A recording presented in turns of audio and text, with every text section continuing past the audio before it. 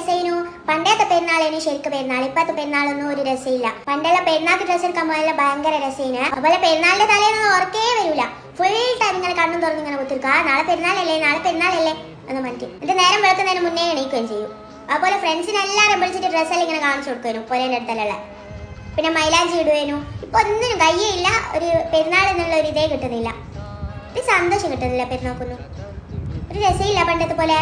എന്താ ഈ ഒരു കാര്യം ശരിക്കും പറഞ്ഞാൽ ഞാനും പലപ്പോഴായിട്ട് ആലോചിച്ചിട്ടുണ്ട്. പക്ഷെ എനിക്ക് മനസ്സിലായ ഒരു കാര്യം എന്താണെന്ന് വെച്ചാൽ, നമുക്ക് പണ്ട് കൂടുതലും 90s 80s കിഡ്സിനൊക്കെ ഇത് കുറച്ചുകൂടെ റിലേറ്റ് ചെയ്യാൻ പറ്റും, അല്ലെങ്കിൽ കണക്ട് ചെയ്യാൻ പറ്റും. അതായത് നമുക്ക് പണ്ടൊക്കെ ഒരു പെരുന്നാൾ വരണമായിരുന്നു നല്ലൊരു ഡ്രസ്സ്, അല്ലെങ്കിൽ ഒരു ജോഡി ഡ്രസ്സ്, അല്ലെങ്കിൽ ചെരുപ്പ്, അല്ലെങ്കിൽ ഷൂസ് ഒക്കെ കിട്ടാൻ വേണ്ടിയിട്ട്. അത് തന്നെ ചെറിയ പെരുന്നാൾക്ക് വാങ്ങിയ അതേ ഡ്രസ്സ് തന്നെയായിരിക്കും പലപ്പോഴും നമ്മൾ വലിയ പെരുന്നാൾക്ക് ഇടുക. ചിലപ്പോൾ വലിയ പെരുന്നാൾക്ക് പുതിയ വാങ്ങൂല. പണ്ടൊക്കെ ചെറിയ പെരുന്നാളാകുമ്പോൾ ഈ ഡ്രസ്സൊക്കെ പർച്ചേസ് ചെയ്യുന്ന അതേ ഇമ്പോർട്ടൻസോടുകൂടെ നമ്മൾ ചെയ്തുകൊണ്ടിരുന്ന ഒരു കാര്യമാണ് ഈ പടക്കങ്ങൾ വാങ്ങുക എന്നുള്ളത്. അതിനായിട്ട് തന്നെ ഒരു പൈസ നമ്മൾ കണക്കാക്കുമായിരുന്നു. അത് പിന്നെ കുറേ മതപണ്ഡിതന്മാരുടെ ഇൻഫ്ലുവൻസ് ഒക്കെ കൊണ്ട് അത് വളരെ കുറഞ്ഞ് അല്ലെങ്കിൽ ശരിക്കും ഇല്ലാതായി എന്ന് പറയാം. ഈ പറഞ്ഞ പോലെ ബിരിയാണി, നമ്മുടെ വീട്ടിൽ ബിരിയാണി ഉണ്ടാക്കി കഴിക്കുന്നത് ഈ പറയുന്ന പോലെ പെരുന്നാളോ അല്ലെങ്കിൽ ഗസ്റ്റൊക്കെ വന്ന റെയറായിരിക്കും.